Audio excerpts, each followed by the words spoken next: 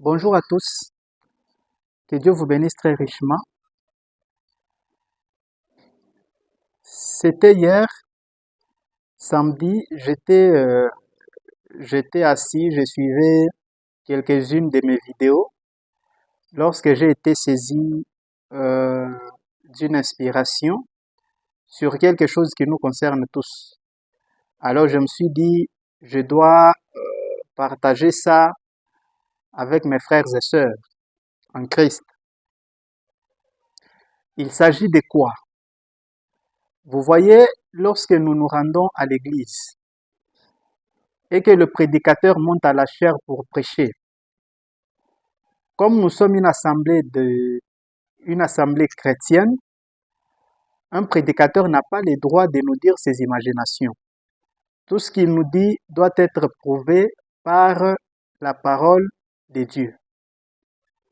C'est ainsi que, pour les protestants, les prédicateurs se servent uniquement de la Bible pour prouver leur dire.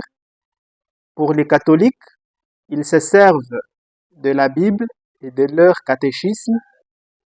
Et pour nous, les croyants du message, nous nous servons de la Bible, mais aussi et surtout des citations de notre prophète, parce que ces citations sont tirées de la Bible. Alors, euh, très souvent, nous nous perdons dans des citations que les prédicateurs donnent. Alors, cette inspiration que j'ai eue, c'est au fait l'astuce que je vais donner aux gens pour arriver à découvrir si ce qu'un prédicateur a prêché est vrai ou faux, quand bien même il se serait servi des Écritures. Parce que ce n'est pas forcément quand un prédicateur vous donne des citations ou vous donne des versets de la Bible que ce qu'il vous dit est vrai. Parce que quand un prédicateur monte pour prêcher à la chair, il a quelque chose qu'il veut transmettre aux gens. Et ce qui nous intéresse, c'est cette chose-là qu'il veut transmettre aux gens. Il peut se servir autant d'écriture qu'il veut. Mais si à la fin, dans sa conclusion, ce qu'il veut nous transmettre n'est pas conforme à la parole de Dieu, quand bien même il se serait servi des citations ou des versets bibliques, ça sera quand même faux. Alors ici, je vais vous donner l'astuce qui va vous permettre de commencer facilement à découvrir euh, les vrais et les faux. Alors, je vais vous donner un exemple pour nous les croyants du message. Il y a un mouvement parmi nous qui prêche la polygamie. Tous ces gens qui prêchent la polygamie au nom de William Branham se servent des citations de William Branham pour prouver que ce qu'il dit, ce qu'ils disent est vrai. Alors, je prends une citation au hasard, il y en a beaucoup. Quelque part, à plusieurs endroits d'ailleurs, Frère Branham parle de David. Il dit, David avait beaucoup de femmes. Et l'ensemble de ces femmes formait aux yeux de Dieu une seule épouse pour David. Alors, nos frères qui prêchent la polygamie prennent ces genres de déclarations du prophète, ils les sortent de leur contexte pour dire aux gens quelque chose que William Branham n'a jamais dit en réalité. Quand on en parlait de David qui avait beaucoup de femmes et que l'ensemble de ces femmes formaient aux yeux de Dieu une seule épouse pour David, il était en train de montrer que David, c'est le type de Christ. Tout comme nous ici, moi je suis l'épouse de Christ, toi qui me suis, tu es l'épouse de Christ, et ceux qui ont vécu dans des âges qui nous ont précédés, tous ces gens sont ensemble, nous constituons une seule épouse pour Christ. C'est ça que Fonam était en train de montrer. Il montrait que c'était le type de cela. Alors, il y a des gens qui sortent cette déclaration de son contexte. Vous voyez, quand on a parlé de ça, il était dans un contexte bien précis. Il n'était pas en train de dire que la polygamie, c'est bon ou c'est bien. Non. Il était juste en train de montrer un type, le type de Christ. Mais les gens qui prêchent la polygamie, ils prennent ce genre de déclarations, les sortent de leur contexte pour vous faire avaler un mensonge. Comme quoi, la polygamie serait devenue une bonne chose conformément au message de William Branham. Ce qui n'est pas vrai. Ce qui n'est pas vrai parce que William Branham n'a jamais prêché ça. À plusieurs endroits, Branham lui-même déclare que la polygamie, c'est mal. La polygamie, c'est pas une bonne chose, c'est mal. Mais ces gens prennent les déclarations du prophète, ils les sortent de leur contexte pour lui faire dire ce qu'il n'a jamais dit ou ce qu'il n'a jamais voulu dire. Et l'astuce ici, c'est vous aider à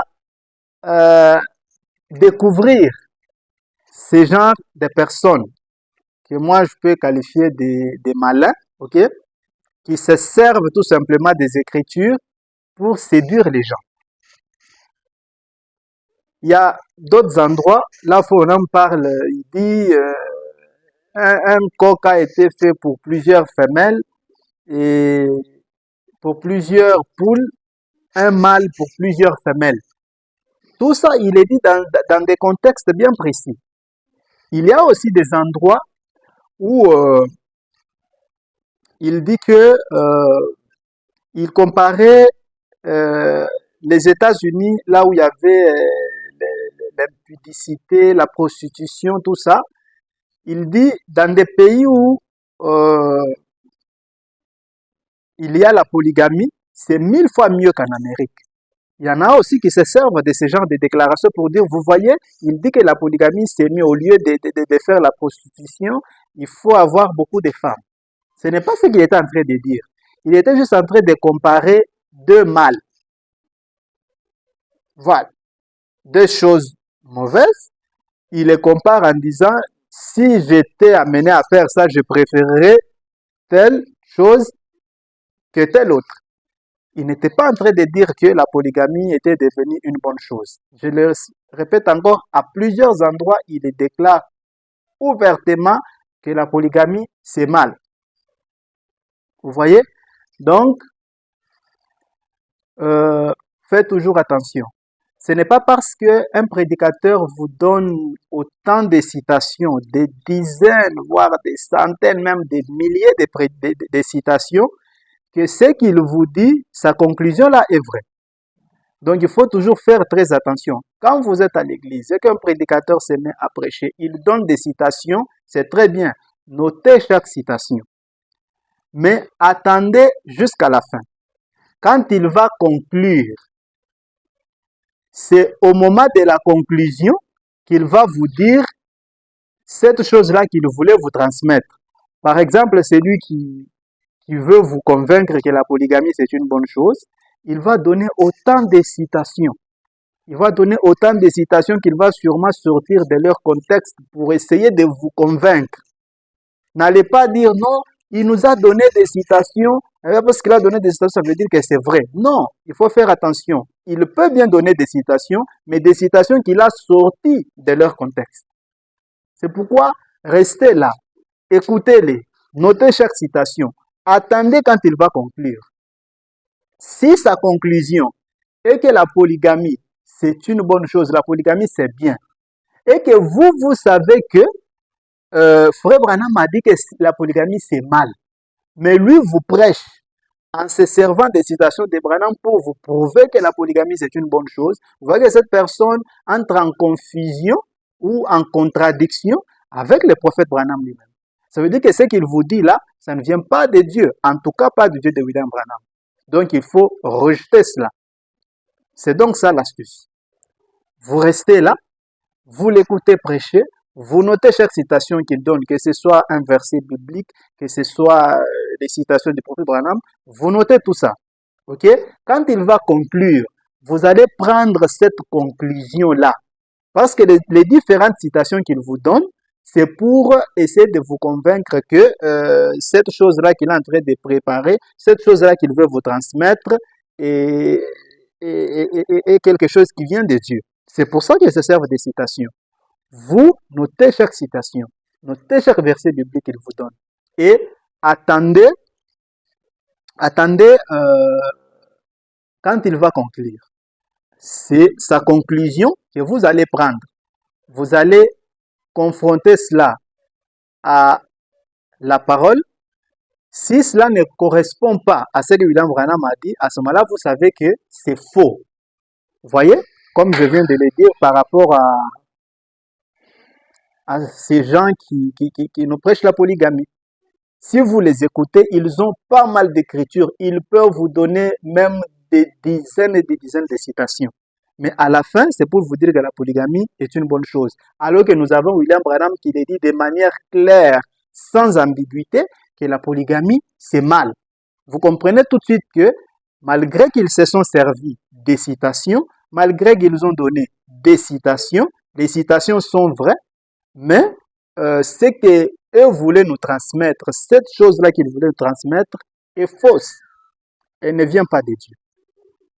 Donc, c'est ça l'astuce que je voulais partager avec vous. Donc, gardez toujours ça à l'esprit, ok? Gardez toujours ça à l'esprit parce que la Bible dit, n'ajoutez pas foi à tout. Examinez d'abord, voyez si cela vient de Dieu. Donc, dans les choses de Dieu, n'y allez pas avec un esprit de fanatisme. Ne soyez pas des fanatiques, parce qu'il s'agit de votre âme. Il s'agit de votre âme. Et c'est vous qui allez répondre. Aucun prédicateur ne répondra à votre place. Vous répondrez seul devant Dieu. C'est pourquoi, avant d'ajouter foi à quoi que ce soit, vous devez d'abord examiner cette chose-là. C'est ce que la Bible nous dit, pour voir si cela vient de Dieu. Si cette chose-là vient de Dieu, alors ajoutez votre foi. Mais si ça ne vient pas de Dieu, rejetez cela. William Branham lui-même dit quelque part que si quelqu'un vous dit quelque chose, peu importe qui il est, qu'il soit prédicateur, qu'il soit diacre, qu'il soit prophète, qu'il soit administrateur, qu'il soit je ne sais pas moi quoi, vase ou tout ce que vous voulez, si ce qu'il vous dit ne peut pas être confirmé par la parole de Dieu, alors cette chose-là est fausse. Ne le croyez pas. Il donne un exemple à l'époque, avant que la Bible ne soit telle que nous la connaissons aujourd'hui. Il dit que les Juifs avaient les moyens de connaître si quelque chose était la volonté de Dieu. Ils avaient ce qu'on appelait le pectoral d'Aaron, hein, l'Urim Tumim. Voilà. Il dit que lorsqu'une personne s'élevait parmi les Juifs et disait j'ai une inspiration, un songe ou je ne sais pas moi quoi au nom de Dieu, les gens n'acceptaient pas ça tout de suite et ils ne rejetaient pas ça non plus tout de suite. On prenait cette personne, on accrochait des pectorales là. Ensuite, on lui disait de dire sa prophétie ou son songe ou je ne sais pas moi son inspiration. Si cela venait de Dieu, chacune des 12 pierres qui constituaient ces pectorales d'Aaron allait dégager une lumière. Ces lumières entraient en collision pour former une couleur d'arc-en-ciel. À ce moment-là, tout le peuple savait que cette inspiration vient de Dieu. Mais si ce n'était pas le cas, alors les gens savaient que cette inspiration ne vient pas de Dieu et par conséquent, même s'il avait toutes les preuves, les gens n'allaient pas croire ça. Vous voyez, il faut nous dire qu'aujourd'hui, le Urim Tumim, c'est la parole de Dieu. Donc, tout ce qu'un prédicateur dit doit être confronté à la parole de Dieu. Si c'est conforme à la parole de Dieu, à ce moment-là, nous savons que c'est la vérité et nous devons tous ajouter notre foi à cela. Donc, ne soyez pas fanatiques. ôtez le fanatisme, croyez Dieu en toute sincérité.